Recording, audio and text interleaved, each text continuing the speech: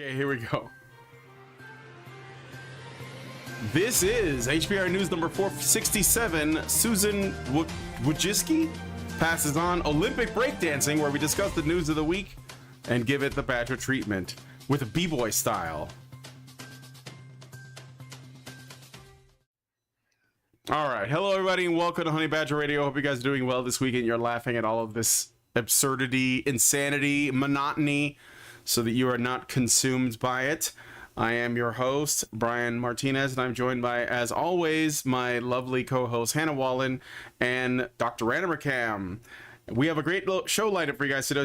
Let me start over. We have a great show lined up for you guys today, so please be sure to continue the conversations both in the chat as well as the comment section. On this week, it's a little bit of a lighter news week, or at least that's what I was trying to do. We're going to be talking about the recent passing of former YouTube CEO Susan Wojcicki, more developments under the Starmer government in the UK, the end of tech manels, which I heard about this the other day and I had to share, and more. So stick around, it's going to be a good time, and be sure to join us afterwards for the patron only show. So I am displaying this on the screen right now. We try to make the after shows or the patron shows a little bit lighter and a little bit more sort of like cultural, because people like to talk about things in the culture and such. And yeah, they're coming for your anime, and I knew you guys knew that. If anybody who was paying attention would know that they were coming for your anime. So this article comes from Bounding into Comics, and it reads: Japanese conglomerates promoting DEI and ESG initiatives invest in anime and manga industry. Frieren publisher Shogakukan among partners. There's lots of other ones. I don't know. This Frieren is a very popular anime right now. I don't watch really anything except for JoJo, so I'm not fully aware of it, but yes, they are coming for your anime, and you all probably predicted it just as we did, and we'll be talking about it in the patron show as we read through this article. And if you want to join us on that, you have to become a Badger yourself by going to feedthebadger.com and setting up a monthly subscription. feedthebadger.com/subscribe. $5 a month will get you into our Discord, where you'll be able to watch all of this additional content as well as exclusive content. I think Allison just uploaded like an interview that she did with another podcast as an example.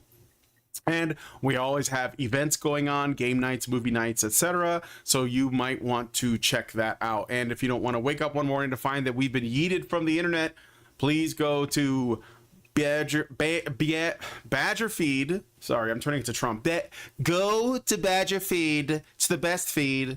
badgerfeed.com or honeybadgerradio.com to find where all of our content lives. Now, with all that out of the way, let us get into today's story. So first, we have a bit of a, what do you call it, in memoriam for Susan Wojcicki. Susan Wojcicki, the former YouTube chief executive officer and longtime Google executive, has passed away, according to her husband, at 56. Dennis Troper said in a social media post late on Friday the following, quote, "My beloved wife of 26 years and mother to our 5 children left us today after 2 years of living with non-small cell lung cancer." End quote. Turbo cancer, yeah. Some people are calling it turbo cancer. It's not me. Some people are just calling it that. It's bigly. It's tremendous. It's terrible. Susan was not just my best friend and partner in life, but a brilliant mind, a loving mother, and a dear friend to many, Troper said. No other details of her death were immediately provided. Wojcicki, who played a key role in Google's creation, stepped down as YouTube CEO in 2023 after spending 9 years running the video sharing service that reshaped entertainment, culture, and politics. Shortly after Google, co-founders Larry Page and Sergey Brin incorporated their search engine into a business in 1998. Wojcicki rented the garage of her Menlo Park, California home to them for $1,700 a month. Wojcicki and Troper's 19-year-old son, Marco Troper, died in February at the UC Berkeley campus, where he resided as a freshman student. So, they both died? I guess so. And I'm reminded of it was only 4 weeks ago when people were, I'll go ahead and say, celebrating the death of a fireman Corey Comparatori, for the crime of checks notes supporting a presidential candidate who some believe is responsible for some kind of insurrection against the United States and all that bullshit. Which is why not only should you not care if Trump gets shot, you should not care if one of his supporters gets shot and killed because of what Donald Trump took away from you. And it's never quite made clear what it is that Donald Trump took away from you. It certainly wasn't gas prices or grocery prices or rent prices. It is quite difficult to pin down. To do the meme, how have you been personally affected by this situation? And I'm left to reflect on your girl Susan Wojcicki and exactly what she cost me, and that's unknown. That's going to remain unknown for a while. But a lot of my peers can't help but reflect on how much wealth she cost so many of us. It's arguable that I would be rich right now were it not for Susan Wojcicki. Now, I know that's somewhat of a capitalist complaint that I'm living below the wage of a postman right now, even though I could very well be on the wage of a YouTuber, and Lord knows there's a shitload of money in YouTube, and all of us could have had the benefit of that sunshine, were it not for the leadership that took over YouTube in, I forget where it was, but it was even before these various layers of censorship and demonetization. I don't know if it was Susan's fault, but YouTube, under her rules, under her guidelines, I mean, they didn't steal from us because, you know, I guess they are the platform. They are effectively our employers. But if the whole thing was left to the devices of the free market, then yeah, I might be a millionaire by now, or at least a thousandaire. I would take being a thousandaire. I was on my way to becoming a thousandaire back in the good old days, before Susan took over, and something happened under her watch. I don't know if we'll ever particularly discover who it was who added all those changes to the algorithms, or who was responsible for those changes to the algorithms. But the point is, it's reasonably ascertainable that Susan Wojcicki personally cost me a small fortune, and personally cost countless people a small fortune. And this isn't a small fortune that would have gone to some other poor family. This is a small fortune that went to fucking ContraPoints and Mr. Beast and all this. No, we don't want to give any of you reprobates this money. We want to give it to these fucking degenerates, upstanding citizens, is what you mean to say. And I'm like, if there's anyone I can point to who changed the course of my life from rich to, I mean, not even wealthy, to working class line, it's Susan Wojcicki. So I have every reason to have some resentment of her. But when I search my soul, I'm still not glad she's dead. I'm still not going to celebrate her death, even though she hasn't been YouTube CEO for a couple of years, probably because of her battle with cancer. It's been taken over by Neil, what's his name? Bull Hat Carr, I think. yeah, and in the light of all those people who were saying, yeah, that fireman deserved to die because he was sat there innocently in support of a man who actually helped my life. And they were there going, yeah, no, I'm glad he's dead. I hoped, I'm glad. It sucks that Trump didn't die. It sucks that more of his supporters didn't die. Because I don't know, because he's orange and shit like that. And they're going, yeah, well, I want you dead. I want you all dead. I want anyone who crowds around this man dead. And I don't give a fuck what you think. I don't even give a fuck what can be ascertained that you might have thought. But here's me, like, possibly several $1 million worse off because of the existence of Susan Wojcicki. And I'm like, no, I'm still not going to celebrate the fact that she died from turbo cancer that may have been caused by a certain medical procedure that she presided over the administration of to millions of people, billions of people, maybe. She was in charge when that entire platform censored anyone who was saying maybe you might die from turbo cancer, while she pushed forward every incentive to receive this chemical that might just give you turbo cancer, and all of that. And I'm still not glad she's dead. I'm still not going to celebrate her death because turbo cancer is horrible, and no one deserves turbo cancer. Not even people who've presided over the administration of turbo cancer to billions of people. And I'm like, are we the same? You'll wish death on a random fireman because he was randomly there, but I'm here not wishing death over someone who may have cost me millions of dollars. Like, yeah, we're not the same. None of us are the same.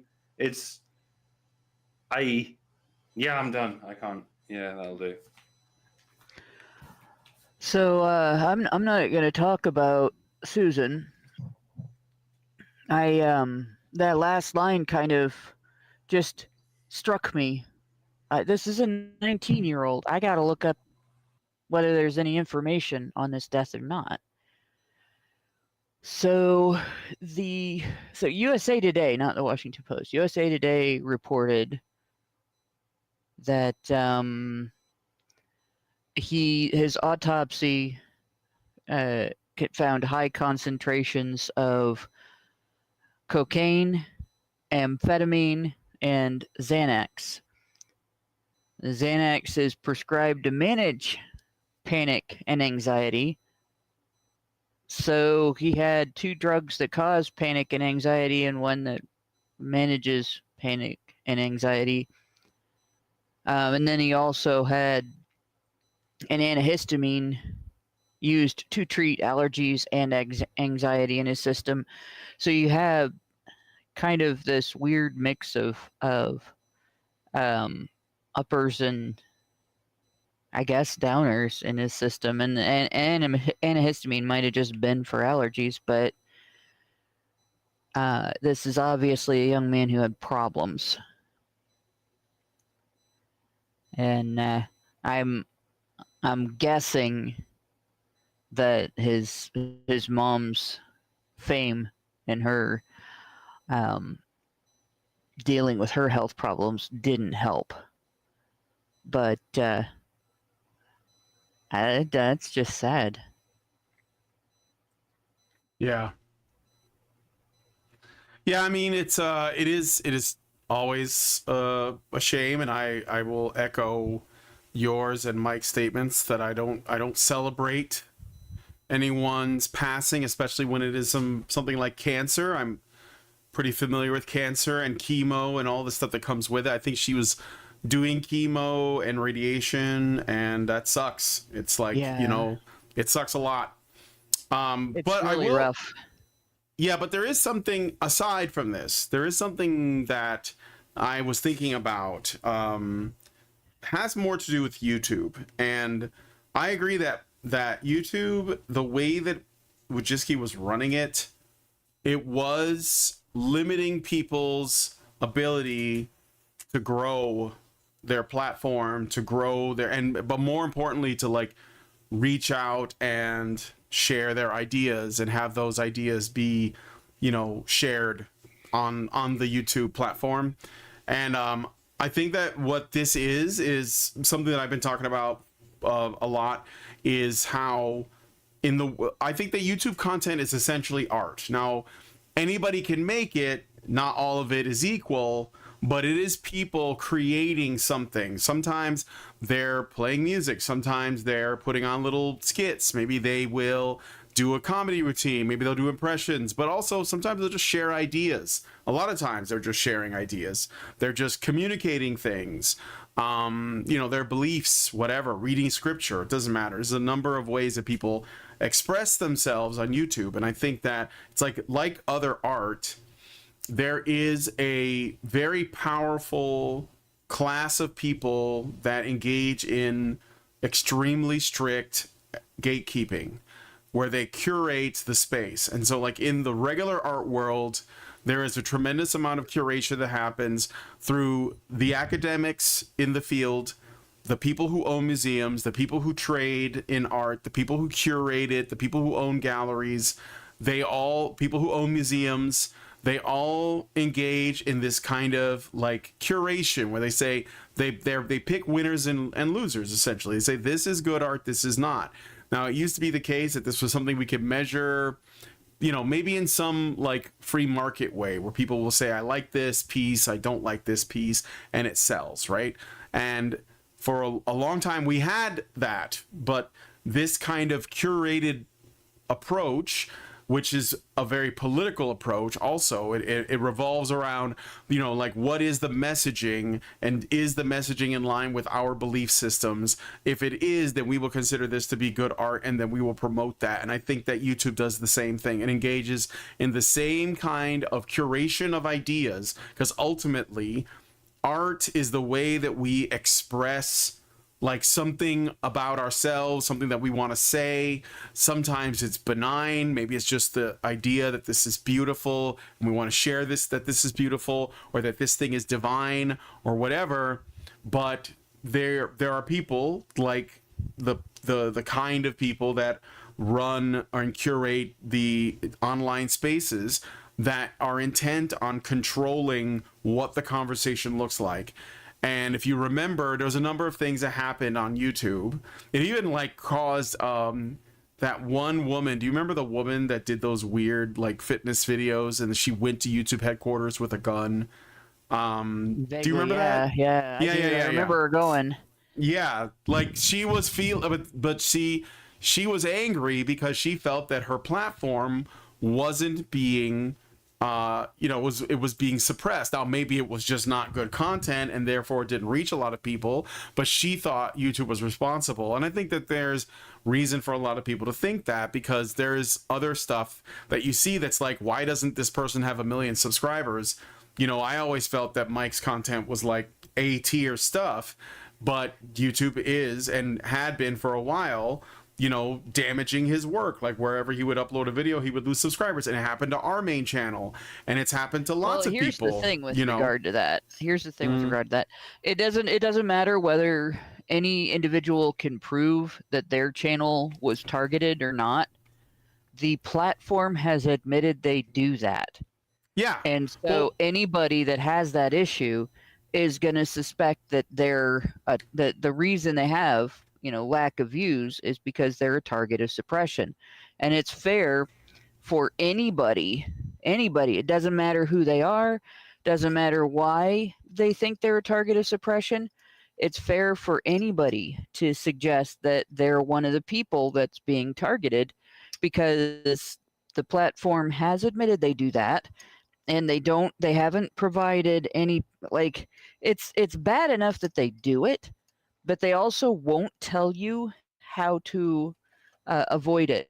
And this is something that they don't tell you how it works, whatever the algorithm is. They won't tell you how it works, right? Yeah. They won't tell you what words you can and can't say. They won't tell you what subject matter you can and can't cover.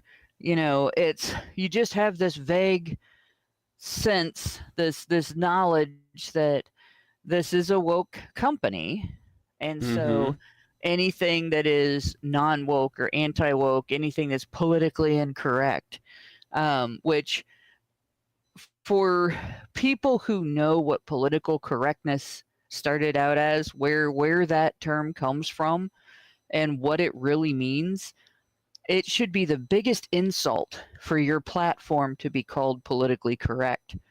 It should be just as bad of an insult as for your platform to be called just completely fake, because that's what it is.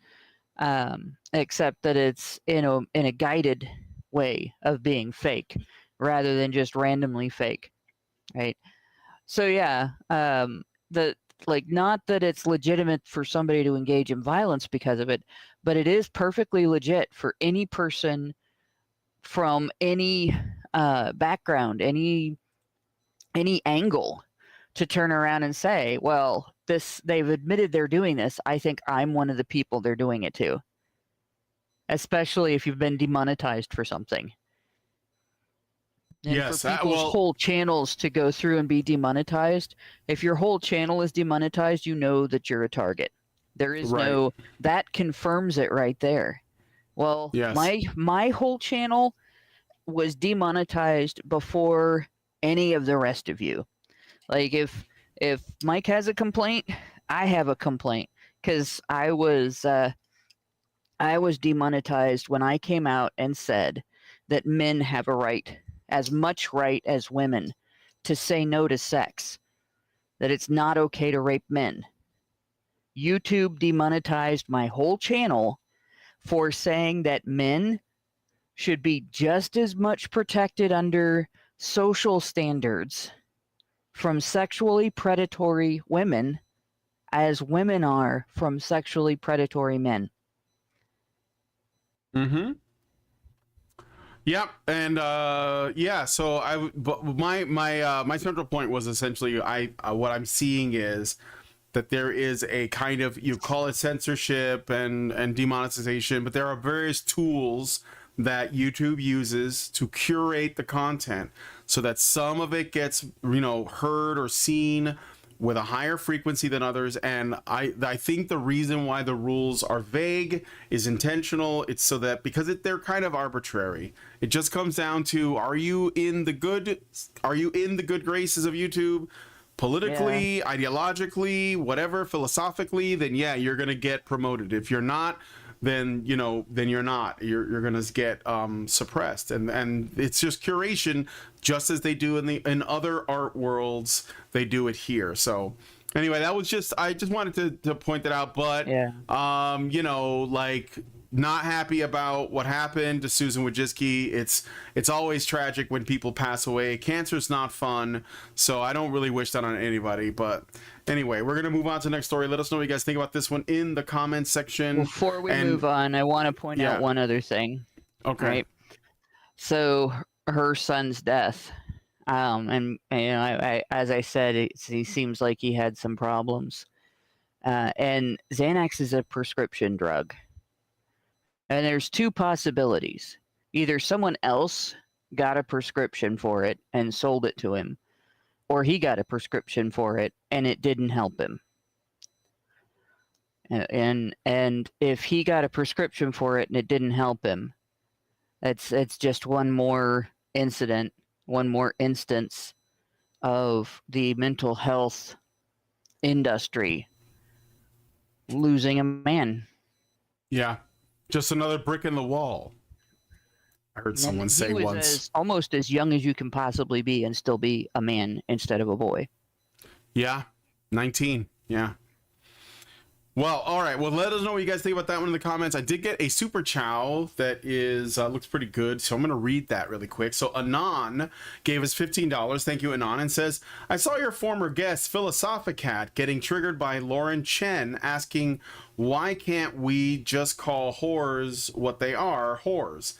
How did the Badgers get her and other tone policers like Lauren Southern and Sydney Watson on your shows? Actually, we got all four of them. Philosophicat, Lauren Chen, Lauren Southern, and Sydney Watson.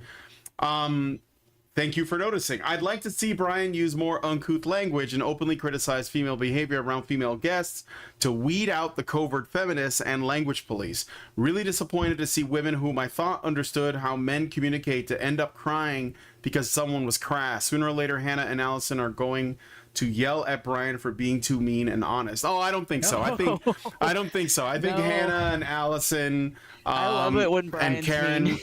yeah, they can take it. Like my wife wants me to yell at her more often. I don't know if it's like a fetish thing, but Do you know, but like Brian was so well, I don't want to say so passive, but he was very laissez-faire. He was very let you do whatever you want until the cancer took him to the end stage. And I think he came out of that being like, yeah, fuck all of y'all. I'm not pulling any punches anymore. I came back from the dead. I'm Super Brian now. I'm Brian the White. There we go. That's great. That's it. Works on a lot of I'm gonna tell you guys levels. something though about women. The vast, overwhelming majority of women are gonna find there's gonna be something they're oversensitive about, right? And you have to take every woman with a grain of salt, right? Yeah, you have to. There's no such thing as a woman who you should just trust. And Yeah. I'm including myself in that group because I make mistakes sometimes too. And you guys know how I argue, right? Once I have made my mind up on something, it takes significant evidence to change it. And you've seen me, if you've seen me on Twitter, you've seen me get rude, blunt, obnoxious, and generally autistic about some stuff that most women would back down on, or most women would start playing victim of it. And I laugh at people for calling me a man, although I do take it as a compliment. When I get accused of arguing like a man, I'm like, oh, good, I've accomplished something, you know. Yeah. Because when women argue, they don't argue rationally most of the time. They argue emotionally. And I can see the emotional side of a lot of things. But if you let that eclipse the rational side, then you lose the argument, because the emotional side isn't sufficient to prove that change should be made or that action should be taken against any group of people. When you do that, you're guaranteed to engage in human rights violations instead of preventing them. But most women will have some degree of, I guess, ego attachment Oh yeah. to it, and they'll have at least some Absolutely. degree of, Yep. you know, like, I Well- don't know how to explain it other than girls are raised to take things personally, because everything is personal to a girl. Girls are raised to acquire access to the resources that they need to live and be safe and comfortable by expressing discontent so that somebody will give it to them. And boys are raised to gain their access to the resources they need for life and safety and comfort by being proactive and going and getting them. You know, they're taught, you know, if you need something, go get it. If you want something, you have to work for it. Girls are not taught that if you want something, you have to work for it. And that fundamental difference between how kids are raised, it plays on, there are some aspects of nature, that ego, that natural narcissism in women and girls, that instead of suppressing that or teaching women and girls to handle that, and to thrive in spite of it, and to be able to have rational approaches to the challenges in their lives, whether it's arguments or I got to pay my rent, what am I going to do? You know, they end up being the people that will whine to you, how dare you treat us this way, how dare you talk to us this way. Women who find themselves on the wrong side of the woke mob will go to the gallows whining, you misogynist, how dare you kill a woman. You know, men will fight back. Men will fight until there is no more fight to be had, and then they'll ready themselves and they'll die. But women will go out. Women will always go down whining. And so when you see women who somewhat get it, like they get that it's wrong for somebody to be jailed based on a false allegation. They get that it's wrong for men who are abused to not have the same recourse under the law against their abusers. They get that it's wrong for someone who is sexually predatory to get away with it because they're female. But they'll have their line where, yeah, but gynocentrism is okay at this point. Gynocentrism is never okay. Child centrism is okay. We need some, because just some gynocentrism sometimes. That's like gynocentrism. No, I know, but that's what comes up because like these women, they like the women that you mentioned, Philosophicat, Lauren Chen, Lauren Southern, and Sydney Watson. And I said this after I interviewed them, and I thought about it because I remember getting into it a little bit with like Sydney Watson about like, you know, things like feminism of the past, feminism in other parts of the world, and they would defend that because there was, and I think that it's something that I've said, it's like most women, not all, because I haven't seen it with Hannah, Karen, or Allison yet, or Lindsay for that matter, but of most women, they have a line, like no matter how non-feminist they claim to be or anti-feminist they claim to be, the overwhelming majority in my experience, they have a line that they don't want to see crossed, and that's when they become afraid of patriarchy. That's when they turn into feminists. That's when they start to fearmonger around men. It's when they see that line is about to be crossed, and you saw it. Lauren Southern did it, and yeah, Lauren Southern slept on Karen's couch. She went to slut walks. Nick, you know, Redding was like, Lauren Southern is a real G, etc. And then she goes online, and because, you know, now we have like these kind of like,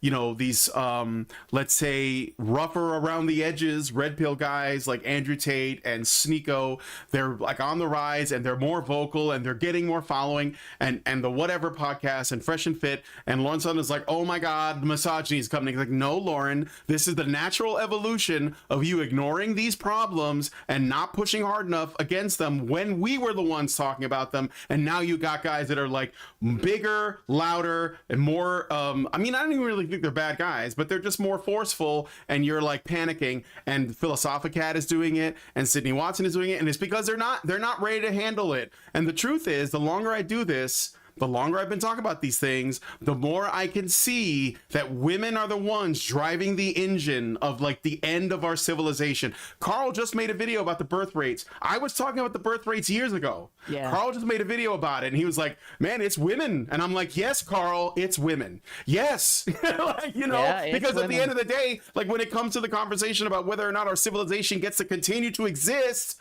it's going to have to fall into the laps of women to make a choice. Do you live for yourself, or do you live for your civilization? You are called to heroic grand purpose too. And then the men will step up. But people like Philosophicat, Lauren Southern, and Sydney Watson, I think Lauren Chen is actually realizing this because she had a good conversation with a couple of other people that have more of the kind of like coming from the place where I'm coming from. And I think she's realizing that women are not stepping up, but those other women, they're realizing that they don't get to live their life for themselves. Like your purpose on this planet is not to be happy, but to be useful. That is what you have to consider. And you're not doing that. You're living for yourself. And this is what people do. I'm sorry, but this is what women have been doing for like 75 years or something. And it's got to be addressed. That's all I ask, is that we talk about it. So, you know, Carl's starting to see it, and I'm glad. But, you know, it's maybe too little too late, man, because we're already like really into this. And at the end of the day, you know, the people who are having kids and forming families, they've already won. They're going to win because they will inherit the earth, as they say. The meek shall inherit the earth. So, you know, but anyway, thank you for the super chow. there's Go ahead. something that I wanna get across, right? If you guys see me doing something and you think I'm pulling a Lauren Southern or Sydney Watson or whatever, the question to hit me with is this your opinion? Is this your belief, your position, whatever? Because women or because some other reason? Because that's the dividing line for me. If the only reason to take a position is because of gynocentrism, then it's not a correct position. If the only reason to take a position is because women deserve some sort of recourse or special treatment that men don't deserve, that women's sensibilities are more fragile, that women need more assistance, that women need more comfort, or anything along those lines, then it's a wrong position. So if you see me doing that, call me on it, because I hate being wrong. Yeah. But even more than being wrong, I hate being wrong in a way that affects other people and takes them with me. Right. Yeah, well, yeah. So anyway, we got to move on because we're still just at the end of the first story. But thank you for Anon for the comment. And then I got one from Meredith G for $5, and she says, HBR News 467, Wojcicki didn't earn her role in YouTube. She got it through cronyism, and she was deeply unqualified for the role she had. But she had not a problem of using her power when she was in charge of the company. I'm sure that that's true. I have no doubt. And then I got a super chat from Xeranx, and he gives us $5 and says, no, Hannah, I'll just forbid you from entering the kitchen and take away your apron. There you go. No, how am I gonna make my sandwiches? Gotta make my sandwiches. All right, thanks for the super chats and super chows. We're gonna move on to the next one. Let me just make sure no Rumble rants came through. I think I get those now, so don't worry about that. Let us know what you guys think about this in the comments. We're moving on to the next story now. Let me just put it up on the screen here and share it with you guys. Okay. You probably know this face. Ever since the UK protest turned into riots that were sparked from multiple stabbings committed by a second-generation immigrant, the UK Parliament has been cracking down on social media and its users. UK lawmakers have made it clear that any citizens caught doing so much as retweeting a post that even vaguely seems to support the protests will face jail time. Sir Mark Rowley, the Met police chief, has even alluded to the possibility of the extradition of non-UK citizens over online postings about the protests, though he did not go into detail about how that would be done. Another figure threatened by the police chief was current Twitter/X owner Elon Musk, or as Musk has been critical of the UK government and on the side of protesters in several controversial Twitter posts. Well, controversial if you're like, I don't know, the UK police or government. Musk has faced much criticism for his posts with Bruce Daisley, I hope I'm pronouncing that right, a former Twitter chief, saying that a UK arrest warrant might be deserved for him and that Musk's actions should be a wake-up call for Starmer's government to quietly legislate to take back control of what we collectively agree is permissible on social media. It appears that Daisley may get what he wants, as Thierry Breton, current commissioner for the internal market of the European Union, has sent Musk a strongly worded letter reminding him of the European Union's Digital Service Act and how he must comply by it or face the removal of his website in EU member states. In addition to that, UK lawmakers are looking to update the current online safety bill to re-add a provision that was initially removed, stating that they could force tech companies to remove content that they find, quote, legal but harmful, end quote. All right, Mike, the floor is yours. So much to unpack it. I don't know if anyone else wants to speak before I go. After you. I will, once again, I will be going for 20 minutes or so. So just to put this into context for everyone, as I explained on last week's show, the British government and the British legacy media they're one and the same entity. They're not just in each other's pockets like they are in America. They are two heads of the same hydra. And last Wednesday, that Hydra organized a race riot, a nationwide race riot in 100 different locations across the country. They did this by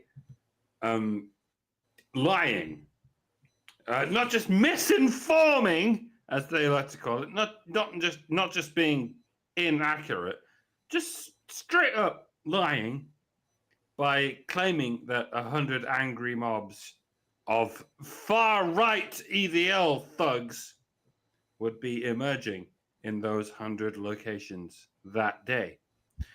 This was a lie. The actual number was, I believe, 0. The stated estimate was 100, and the actual number was pretty fucking close to 0. Nevertheless, thousands of wall-eyed television zombies took to the streets that fateful Wednesday to lynch their enemies. And their enemies didn't turn up.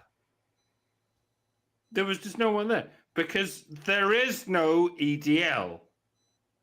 It's an organization that's been defunct for 11 years, I believe. But the initialism stands for English Defence League.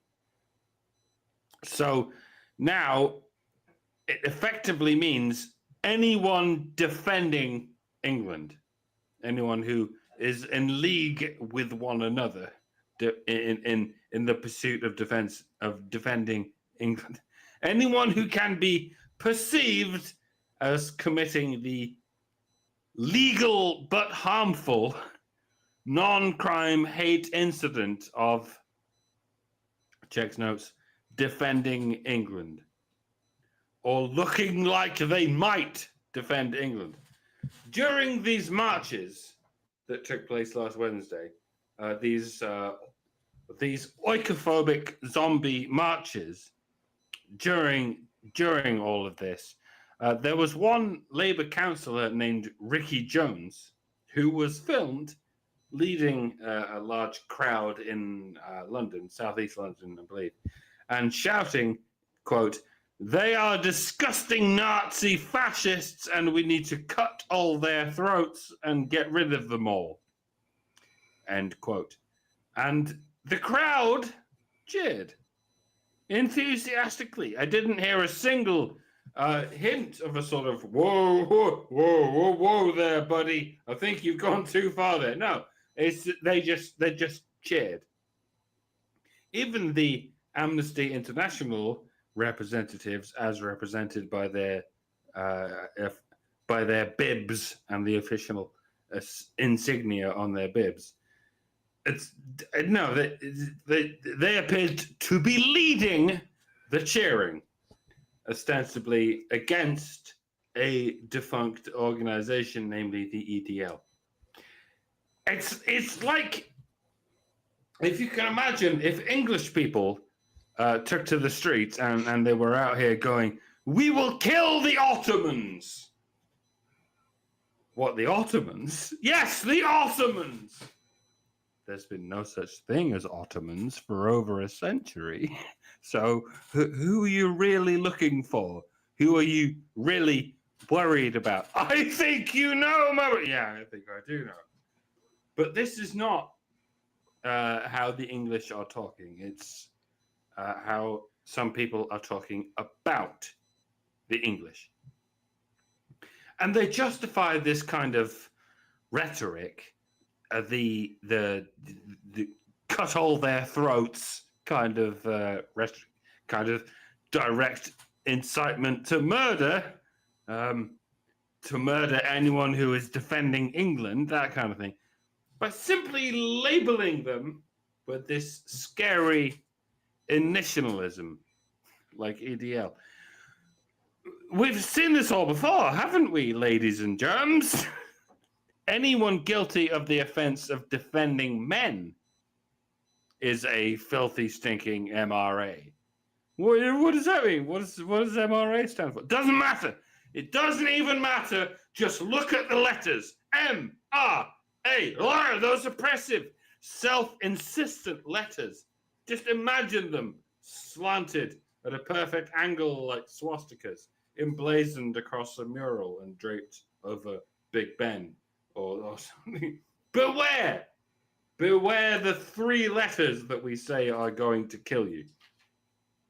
And part of that is true, by the way. It actually doesn't mean anything. The dreaded initialism.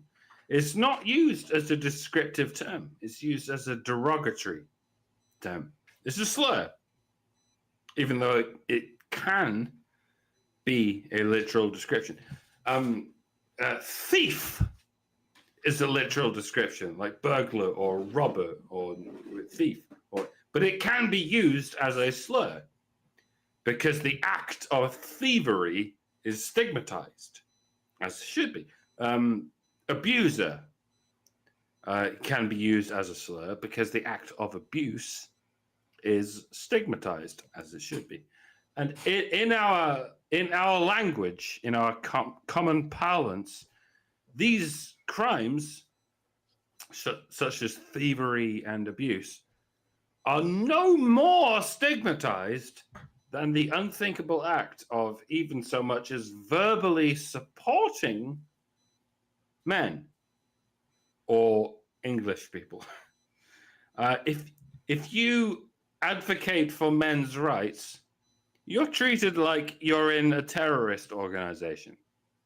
If you defend England, you're treated like you're in a terrorist organization. And it's a witch hunt, an ongoing one, the kind that comes with actual violent mobs. Last Wednesday was just thousands of useful idiots, zombified by the television, parading through the streets, intimidating everyone in a vulgar display of power and tearing down England flags and attacking anyone who happens to be wearing England flags or even British flags. And it would have resulted in violent brawls in the streets of major cities all across the country if the enemies of the regime fell for it. If the enemies of the regime were as gullible as its own hypnotized henchmen. See, they watch the TV, they read the newspapers and believe everything they're told. Their enemies do not. Their enemies know that all of that shit is state propaganda. That's why they live in such vastly different worlds, because some of us have escaped the circus of lies that our legacy media has become under the stewardship of the government. Nobody appears to be altogether sure where this rumor came from. This rumor about there being 100 far-right mobs across the country. This misinformation, as you might call it, this fake news, it spontaneously appeared in almost every newspaper and every TV channel at the same time. That's what happens when the government is regulating the entire broadcast media industry. They can do that. They can propagate a lie, send 100 violent mobs to run amok, and then congratulate themselves for slaying a dragon because the dragon didn't turn up. So, yeah, nobody's altogether sure where the rumor came from. But there's this one chap named Nick Lowells who seems quite confident that the whole thing was a hoax, but that it's a good thing because the hoax in question brought the country out in a unified message of anti-racism, or however he worded it in his public confession, on account of he couldn't help himself but to admit that it was a hoax. Because you see, Nick Lowells is part of this reinvention of the Stasi that gives itself the laughable moniker Hope Not Hate. It's what you might call an NGO, but that too is a laughable moniker when the government gives them ungodly amounts of money to organize large-scale hit pieces on anyone who is remotely opposed to the incoming and ongoing communist revolution. Even the Reform Party will sack its members as and when Hope Not Hate tells them to. When Hope Not Hate tells them to jump, they will only ask how high. And Nick Lowles appears to be the top brass of Hope Not Hate. It was he who publicly started a rumor that the native English were attacking Muslim women with acid. A claim that was quickly corrected by Community Notes on Twitter, by the way. God bless you, Community Notes. Nick Lowles works for the government. Nick Lowles lies for the government. Nick Lowles admitted that the 100 riots story was a hoax. Like I said, nobody knows exactly where the rumor came from, but if I were a betting man, I would put the thumb and my firstborn and my left leg on your boy Nick Lowles being the origin of it, albeit entirely at the behest of his masters in Westminster. And to return full circles to the story at hand, what is it with which the British public are being charged as they casually post tweets that 9 people will read? It's something along the lines of communications, especially inaccurate communications that may incite violence or hatred, especially riots. That thing the government and its stooges and its patsies and its fall guys do all the fucking time at unimaginable scales. Yet they kidnap us and cage us for doing at even the most minuscule scales.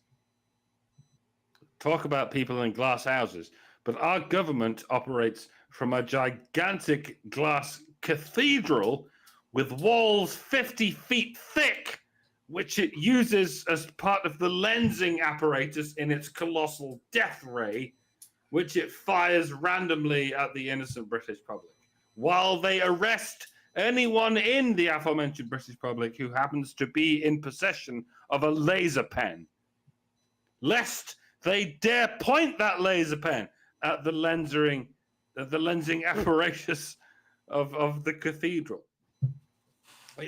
Our country is being held hostage by an ice giant who has stamped every city into a crater and is in the process of stamping every small town into a crater while prosecuting the ants and the mice on suspicion of violently pummeling against its giant feet while it stamps on them. Ricky Jones, by the way, the Labour councillor I told you about earlier, the man who shouted, "We need to cut all their throats and get rid of them all," that guy, he has been suspended by the Labour Party and I believe is now facing charges of incitement to murder. We'll see how that goes. But that's only a secondary incitement.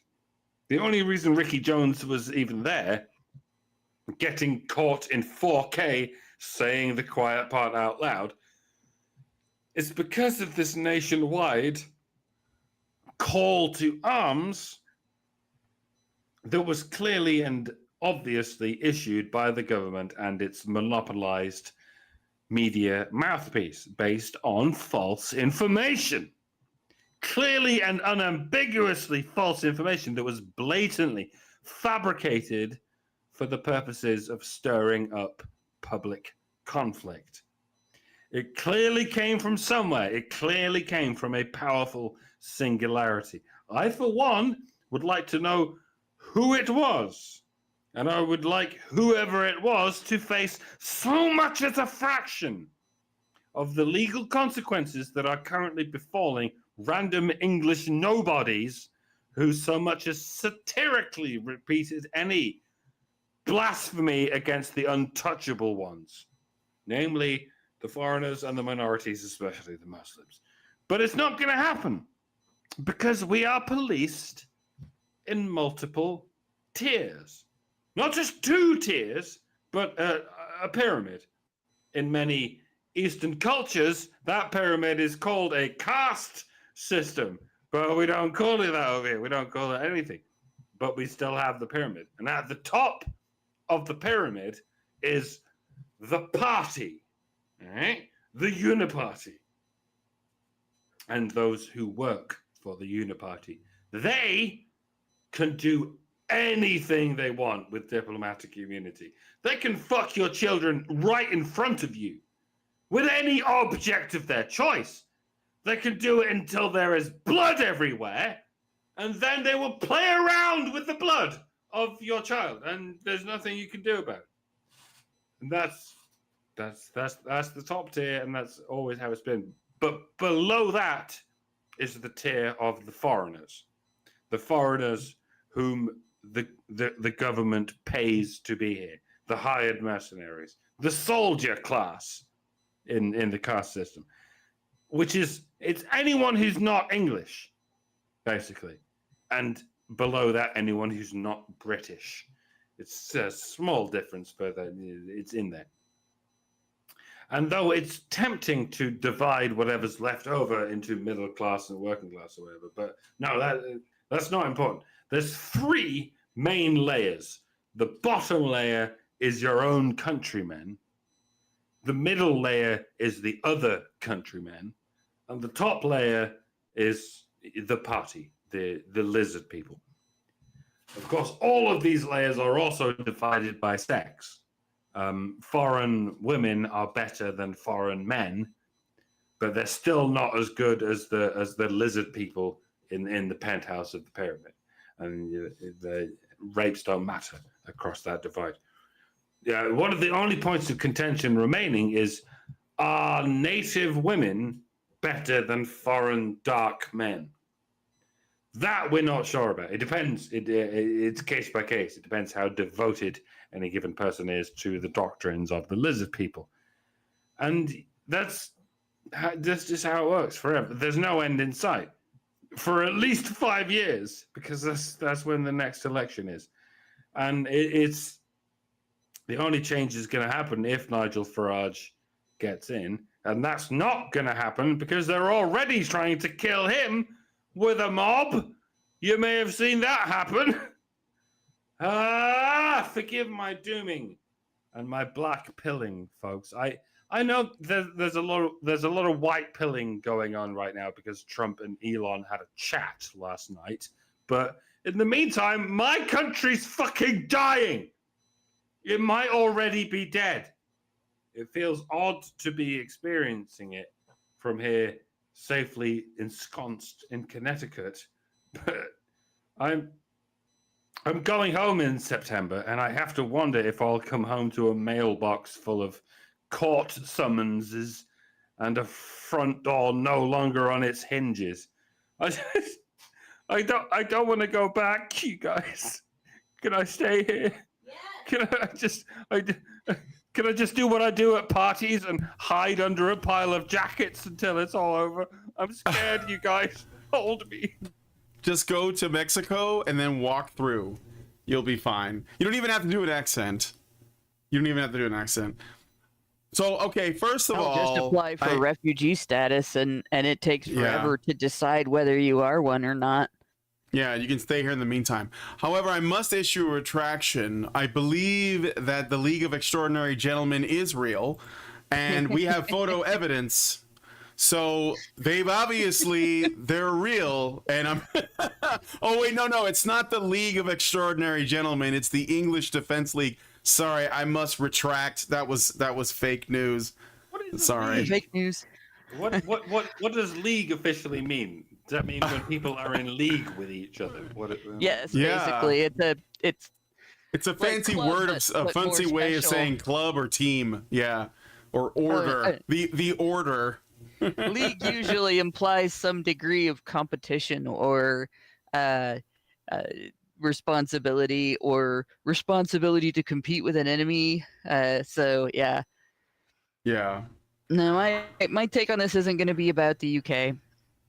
And it's pretty obvious that some officials in the UK, regardless of low or high status, just issued a warning to an American citizen who owns an American company that American law and the American Constitution does not apply to their company because people from the UK can access its services. That is kind of unprecedented. Oh, wait, no, it's not. It's not. This isn't new. Just want to let you guys know they've done this before. I don't know if y'all remember the experience of Mark Pearson being falsely accused. Oh yeah, of on the sexual train assault. by an Not actress. Not a train. He Oh, was train station, in a right? Station. Yeah, he was it was a train station. walking through a train station, and they were next to each other for a split second. Sawad for S. Walked past each other. Right, Sawad for S. And when that happened, when that story came out, because under UK law, you can't say her name in conjunction with that case. There was video evidence, by the way, that proved that it was physically impossible for him to have committed the crime. It's not even something that she could have imagined really happened. So it wasn't a mistake, and it's not possible that he did something that she misunderstood. It was a deliberate, knowing, willful, malicious, false allegation against just an ordinary guy by somebody famous who makes her money being famous for a living, being fake for a living, because that's what acting is, right? And we in the United States got censored for saying her name on Twitter. When it was Twitter, when it was run by Jackoff, whatever his name was. I can't remember his last name. But in any case, that was the first time that UK law was applied to American citizens by an American company. And that is probably why they think that Musk can be intimidated right now into complying. And if he is, it's possible that he could be. Right? I don't pretend to believe that any particular American businessman has balls big enough to stand up to world government. Even Musk, right? Even as big as he talks, even for him letting Trump back on the platform and all that, I don't know. It's possible. Everything is possible. So it would be unfair to say, oh, he's going to defend us. He's going to defend us. No, be ready to defend yourself. Right? And that's where people who are involved in the legal practice in regard to free speech cases, which you only have a free speech case really if a government pressures the company to silence you, and you can prove that happened. Because the Constitution applies to, it's a limit on the government. It's not a limit on private citizens. Private citizens don't have to listen to you, and private citizens don't have to give you anything, right? And a private company doesn't either. But if a government comes along and says the private company has to silence you, that's a different story. that's when we start looking at, can we file an injunction? Can we file a restraining order? Can we file a lawsuit? Whatever it takes to essentially fight back on our own behalf. And whether that means forcing the platform to stop complying with the requests of foreign governments to silence American citizens, or whether that means some degree of recourse against a foreign government, I don't know. Because I don't know enough about how the courts handle things like this. There hasn't been a lot that's made the news in regard to a court handling something like this.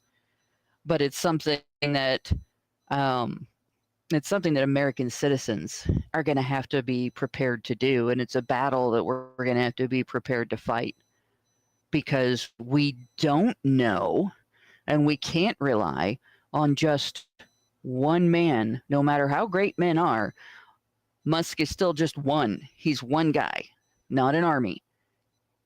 Even if he stood up for all of us, right, he still could be defeated in that, just by the fact that he has a great economic investment in that company.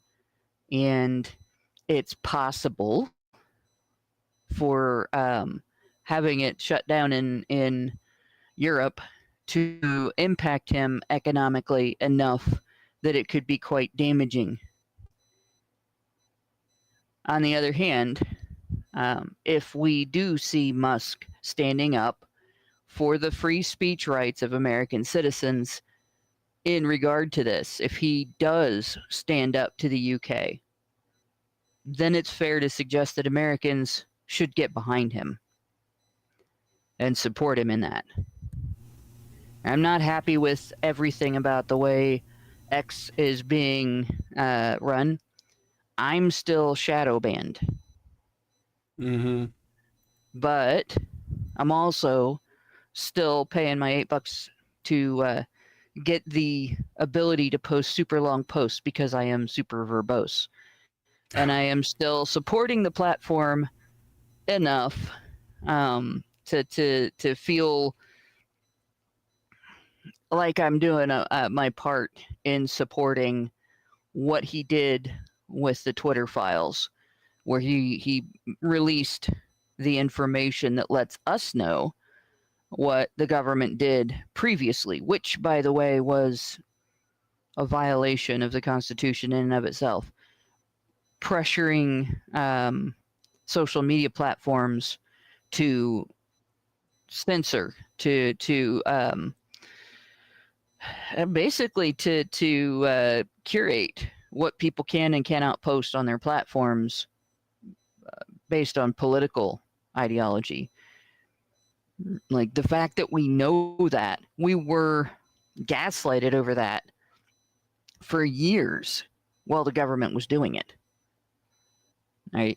So the fact that we know that is worth something, and that's why I'm still paying that $8.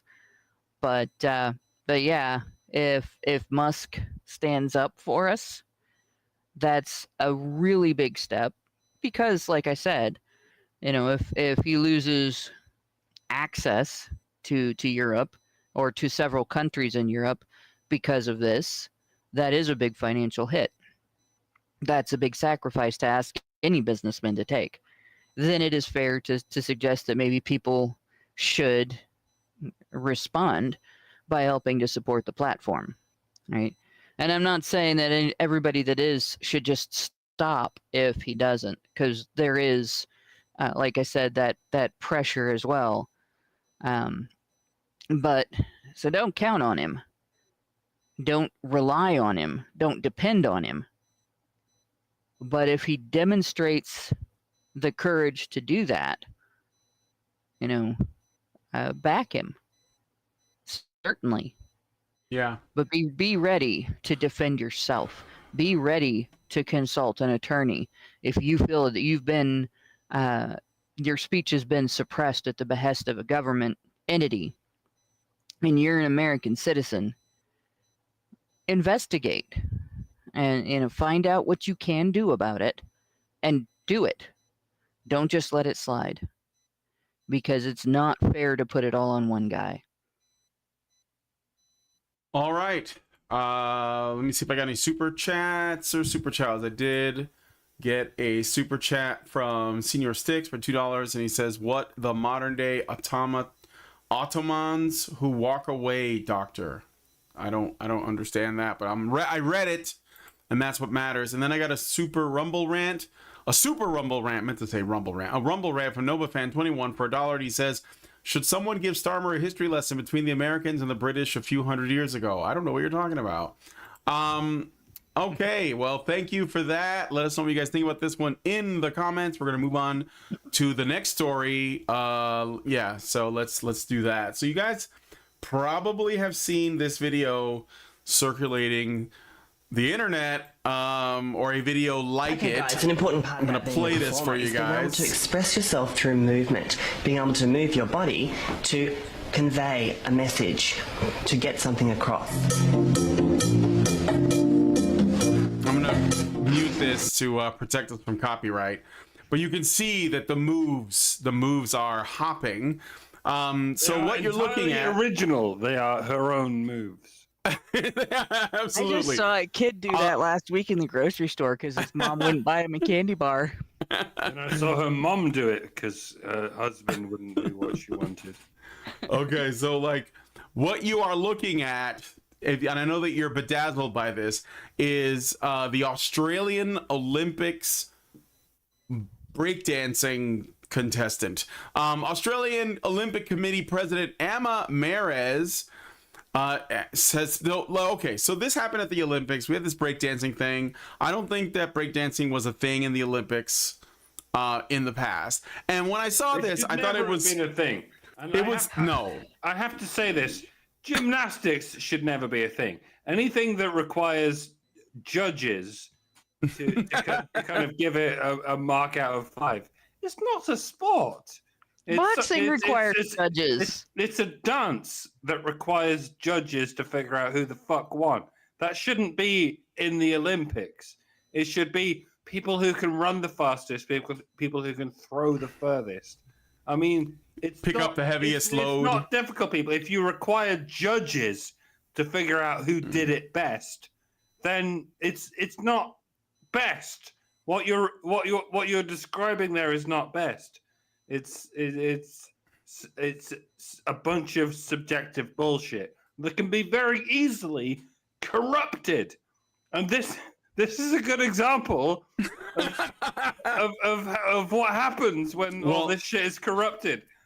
I want to okay, so this is flail around on the floor like a tantruming child. You know what? I'm running and I'm traumatized, guys. What I imagine is, when there's like in the cartoons and sometimes like there's like a giant like pylon and like of different cartoon characters and they're fighting and because the animators can't like spend a lot of time, they just draw like a cloud with limbs, occasionally popping out of the cloud. This is actually what happens inside of the cloud. We're seeing it being expressed in slow motion for us so that we know what it looks like when cartoons get into a brawl and they show like a dust cloud. But okay, the reason why I picked this is not because I just wanted to dunk on this awful performance, because at first I just thought, okay, this is cringe and awful, but then I learned that the actual Olympic Committee president is defending this, and the grounds under which she is defending it is what makes this worthy of the news show. So it says here, and I'll just let this play while I read. The Australian Olympic Committee president Anna Mayeres has defended breakdancer Rachel Gunn's, her street name is Ray Gunn, by the way, performance at the Olympic Breakdancing 2024 event, dubbing it courageous. The country's first Olympic breakdancer, known as Ray Gunn, went viral online after debuting her unconventional dance moves, putting it lightly, at the inaugural Olympic Breakdancing 2024 competition on the 9th of August. In response to the brutal online criticism and ruthless memes Gunn, I'm sorry, I'm not laughing at her. I'm okay. Gunn has been subject. I am laughing at her. The brutal online criticism and ruthless memes Gunn has been subjected to. The AOC president, it's what it's called, has stood firm on the dancer's right to have represented the country in the sport. If you don't know Rachel's stories, this is what the defense is. Okay, in 2008, she was locked in a room crying because she was involved in a male-dominated sport as the only woman, and it took great, let me finish, and it took great courage for her to continue on and fight for her opportunity to participate in a sport that she loved, Mary said. It got her to winning the Olympic qualifying event. This is the person who qualified for the Olympics to be here in Paris. She is the best breakdancer female that we have in Australia. She has represented the Olympic team and the Olympic spirit with great enthusiasm, and I absolutely love her courage. I love her character, and I feel very disappointed for her that she has come under the attack that she has. The Olympics are dead. Okay. Oh my God. So no, there is no such thing as breakdancing in Australia. Confirmed. I'm sorry. When I was a kid growing up, white in small town USA, when black people were inventing breakdancing, I was better than what she's doing. Right? And that was, we're talking a bunch of elementary school kids throwing down a piece of cardboard so we didn't get all dirty and get in trouble because we weren't really allowed to roll around on our necks and shit in the street. And imitating what we saw on TV. That's it. That better than that. But I don't believe that. I do not believe that Australia had nothing better than that. I don't believe that Australia had nobody who could do better than that. There were men. That's bullshit. There were men. And there were men. That's the thing. All right. There is no such thing as male-dominated anything. And I retweeted a video not too long ago from a guy, and his name's escaping me at the moment, so I'm gonna have to. I'm not gonna look it up right now, but I'll try to retweet the video again, like tonight or tomorrow, so people can see it. That made this point. There is no such thing as male-dominated anything, right? There are male interest areas. Right? That's what women are calling dominated. More men being interested, more men being into something, more men doing something well. It's not dominated. It's involved. Right? Women are less involved. Women are less interested. Women are less skilled. Women show less merit in these areas because they are less dedicated to it, or they have less aptitude for it. It has absolutely nothing to do with domination. Women are not kept out of doing this. Nobody can stop you from breakdancing or dancing any way that you like to dance. They might make fun of you, but that doesn't have to stop you. Look at me. I sing sometimes in public, and I'm shit at singing. And I know it because I have a cousin who is an opera singer with perfect pitch, and she isn't. She is great. Right? But I do it to be funny. And I know that it's shit. It's comedy. It's not me trying to pretend to have a talent that I don't have. This woman doesn't realize that she is doing comedy. She is serious. Yes, women can in fact be funny. Well, and yeah, somebody in our chat said that too. But the thing is, somebody could have at some point, there had to have been people at every level of her advancement, from just some chick doing this on her own at home who thought she was pretty good, to performing at the Olympics on live television for the entire world. She had multiple different people working with her to get her there at this point. And nobody told her that she shouldn't do it. Right. Every single one of them had the opportunity to be harsh with her about this and say, no, you're not good at this. None of us are good at this. This should stop. We shouldn't send anybody. And none of them did it. If she'd been a man, and she had that level of criticism, people would have criticized her for being offended. People would have said, shame on you for crying, for having hurt feelings about this, right? Shame on you for feeling entitled to decide how other people react to you and what other people like or dislike about you. But because she's a woman, she feels entitled to dictate how you see her and what you think of her and how you feel about her. Right? That's bullshit, and nobody should be tolerating it. And nobody should be tolerating this. This is embarrassing. God, I can't stand to look at this. I know. I'm in pain. I'm in pain on behalf of her. I mean, For the longest time, right? You know, it's one thing for people to. I'm going to say one more thing. It's one thing for people to let women participate in stuff like this. I mean, none of the boys when I was growing up, it was me and another girl and a bunch of boys, right, doing this, and none of the boys were like, you guys can't join us doing this. You know, they were all better at it than both of us. They were all stronger. And there's a lot of moves that take upper body strength in breakdancing that girls just don't have unless they work really hard to develop it at the expense of growing breasts. Because your chest gets taken over by pectorals, and breasts are mostly made of fat, and your body eats that fat to make those muscles, right? But in any case, they didn't stop us. But nobody came along and said, "Oh, you guys are so good because you're girls."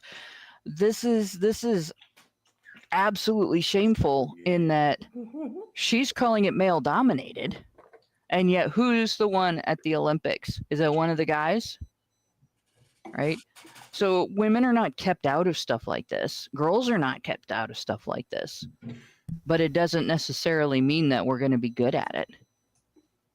I like how confused the crowd looks. Like they're not sure if they're being trolled or punked by this performance, but and some of them are like trying to find like, okay, I'm at the Olympics. That means that these people are at the top of their game, and I'm looking at the best of the best in the world. Well, look, a lot of this was talked out in the 1988 Winter Olympics. By a guy named Eddie the Eagle, whose full name was Michael David Edwards. It was 1988. There was no one in Britain who was willing to do the ski jump because there are no ski jumps in Britain. We have a lot of bad weather, but we don't have enough snow to create any natural ski jumps. And so we had very few people who even had the know-how to be able to do a ski jump. But in 1988, Michael David Edwards, otherwise known as Eddie the Eagle, he sort of came along and went, "Well, I'll give it a go," because that's how the Olympics worked for the longest time. Like if someone needs to be there to represent every country. And if you've got a guy who has no experience, but he'll be like, "Yeah, I'll give it a go," then they would let him into the show. And this happened with Eddie the Eagle. His name was not Eddie. I don't know why. It doesn't matter. But the point is, the Olympics was always supposed to be open to colorful amateurs, but after the Eddie the Eagle fiasco, they kind of went, "No, we're not. We can't allow amateurs to do this anymore. We can only allow people who have a career in ski jumping to participate in the ski jump." So if your country does not have the climate that pertains to the ability to practice the ski jump, then fuck you. If you can't find an amateur who can do this, then you can't find anyone who can do this, and we simply can't allow this. We can't allow some British amateur to appear in the ski jump unless he adheres to the rules we have or some shit like that. They officially changed the rules after the 1988 Winter Olympics to not allow colorful amateurs to compete against professional athletes.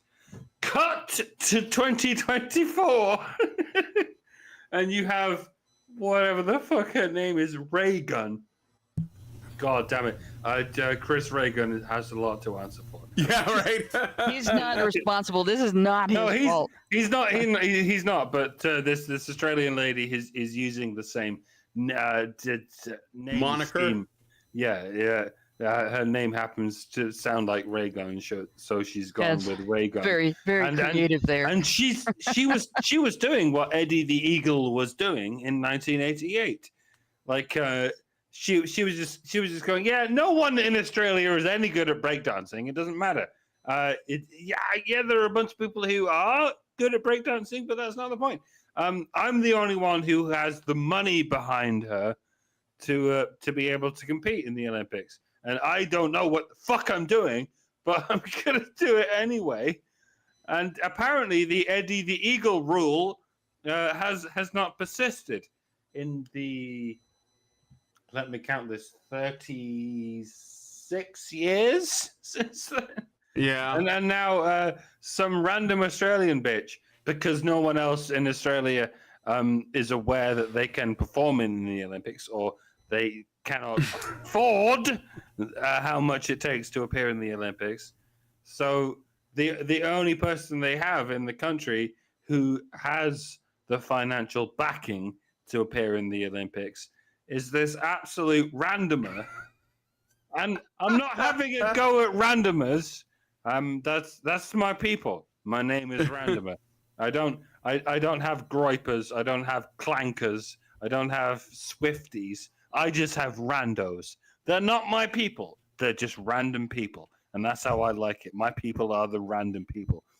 And apparently, the best Australia had to show was this absolute shit show who calls herself Reagan. And for some reason, she could get through the priorities that have been keeping the likes of Eddie the Eagle out of the Olympics for the last 30 years, 40 years or so. And we're here going, what the fuck even are the rules?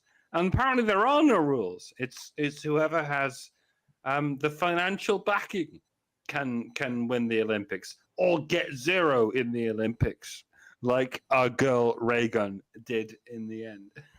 And it's just it's like the Eurovision Song Contest. Like, oh my God. It's not about what the best song is. It's not about who the best athlete is. It's about who the wokest is. Yes. And that's what's happened here. It's this absolute embarrassment turned up and wriggled around like a fucking cat on heat and pretended like she was the best athlete. And therefore everyone had to go, she was the worst athlete, so we're going to have to give her zero. But it's not her fault. It's the fault of the people who are laughing at her. That's the problem. It's not that we've lowered the standards. It's the people who are noticing that we've lowered the standards are falsely spreading this fake news that Reagan is not an Olympic athlete. Jeez. Okay. We gotta move on. Before we go on, I found the post. So the name of the guy whose video inspired me to say there is no such thing as male dominated, and we should all be using the term male interest instead.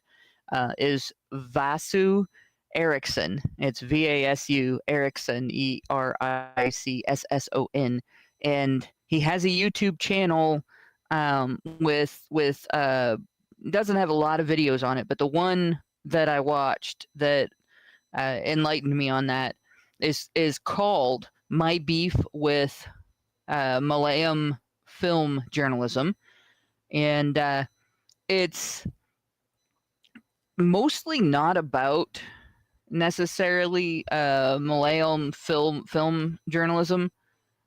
That's Malayalam. There's an extra A in there that my brain didn't see at first.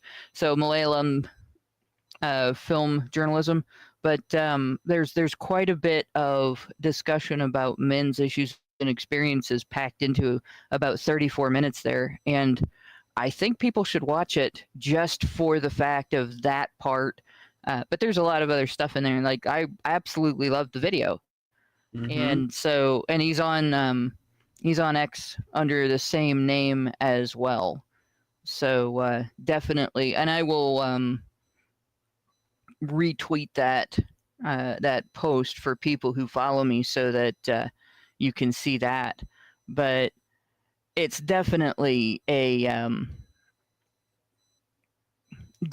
change that should happen. Like I'm not going to use male dominated again. I'm only going to refer to things as male interest, because he's right. It's bullshit. Men are not dominating and keeping women and girls out. Women and girls are either there's just more men involved. Yeah. Women and girls are either showing a lack of interest or a lack of aptitude or both. Yeah. All right. This idea that comedy has always been a male-dominated environment. No, when you look at the audiences, the audiences are female-dominated, because the audiences are full of drunk girls who are fucking laughing at everything.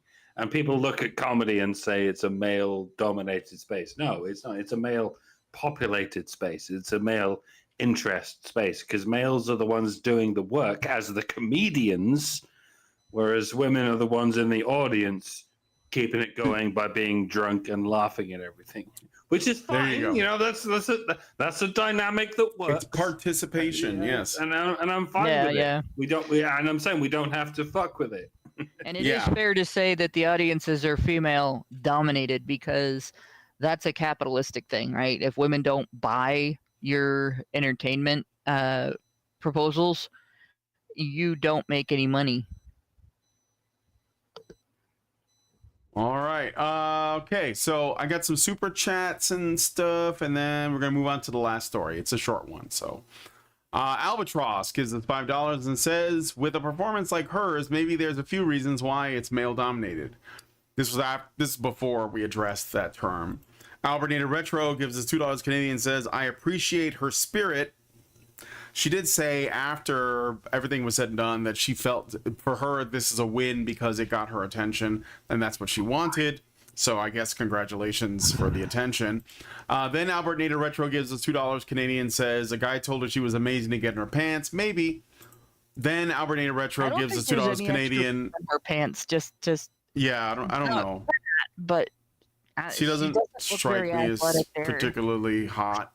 And then he gives us $2 Canadian and says, I thought the eagle was an Aussie.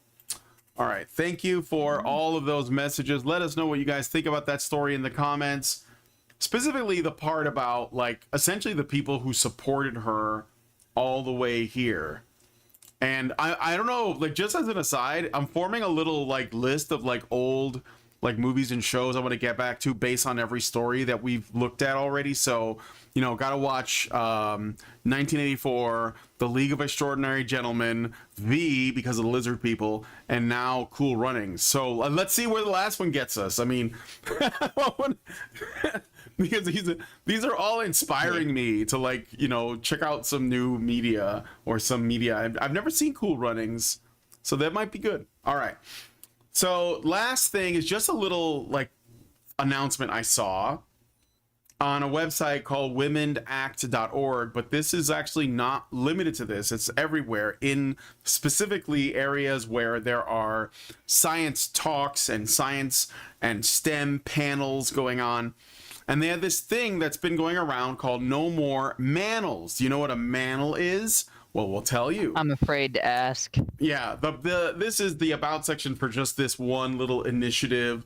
The presence of women in the public sphere is directly linked to their active participation as invited speakers in the organized panels of high-level conferences and major events. This is a milieu where women are severely underrepresented. Women Act promotes a more dynamic public participation of women via the initiative No More Manels. The initiative aims at raising awareness regarding the issue of balanced representation between men and women in the discussion of public debates organized in Greece, creating a network of organizations which pledge to promote women as speakers in the public debates they organize or participate in. The initiative No More Manels represents a practical commitment to the principles of diversity and inclusion and promotes a culture of tolerance, equal representation, and respect of human rights. So manels meaning panels that have men on them. The usual creative and really stunning and brave feminist newspeak. So so now y'all know that if you see a panel that has women on it, you can pretty much discount everything they have to say as not as weighty, not having the level of gravitas that the men have, because you can count on the fact that every woman you hear is a possible diversity hire, and therefore not there on her merits, and maybe not necessarily intellectually qualified to be there. Like, that's the upshot. If they have to artificially impose a gender balance on the panels, it is because women do not have either the expertise or the inclination, right? It's aptitude or inclination that's lacking to do as well, to be as informative, to be right in the information that they're offering you on these panels as the men do. Oh, I was muted. Yeah, absolutely, 100%. I just thought I would share it. I thought it was really hilarious that they even would put this out there. But yeah, this is basically like something I've talked about on my other channel as well as this one, woke entryism. First, they demand to be included in a space. Then they demand to have their grievances heard about the space and listen to their criticisms. Then they demand a seat at the table. Then they want to run the table, and then they push you out of the space. And this is the we demand a seat at the table phase of this thing. And you gotta gatekeep, man. You gotta keep the bad actors out, because anyone who thinks that they deserve a seat at the table simply because of their plumbing or their race or whatever, then they're obviously not interested in whatever the discussion is, and they just want to take over and control it. It's how all of this gay race communism works. You know, what is it? Call everything racist until you control it. Call everything sexist until you control it. Call everything homophobic until you control it. And that's what they do. So that's basically what this No More Manels thing is. It's just, again, people with no actual like value of in and of themselves grasping at power by shaming people. And then people might fall for it. And that's all that you have to do is not fall for it. So anyway, that was it. I just wanted to throw that one in at the end because I thought it was hilarious when I saw it. Not exactly a new thing, but something that I have been seeing.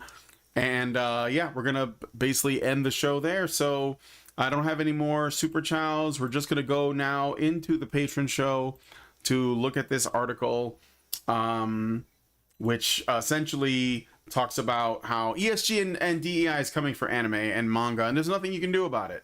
It's coming. I mean, like, there is things you just like resist, don't give them your money, but we'll see what the article has to say. So join us there after this show is over by going to feedthebadger.com/subscribe and starting up a membership. I just got a super chat at the last second. Albinator Retro because it's $5 Canadian and says, well, there's a movie called Eddie the Eagle about the ski jump guy. It's from 2015. And Hugh Jackman is in it, so you could add that to your list. Oh, I think I'll go with Cool Runnings, though. All right. Anyway.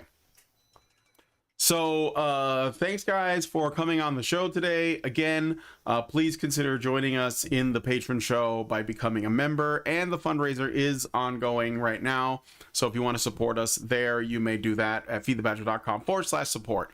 But with all that said, I'm going to end the show here. So if you guys like this video, please hit like, subscribe if you're not already subscribed. Hit the bell for notifications, leave us a comment. Let us know what you guys think about what we discussed on all of these news topics today. And please, please, please share this video because sharing is caring. Thank you so much for coming on today's episode of HBR News, and we will talk to you all in the next video. Right, activists are machines, dude. Okay, they are literal machines. They are talking point machines. They are impossible to fucking deal with, especially if you have like a couple dudes who have good memory on top of that too. Holy shit, you're fucked.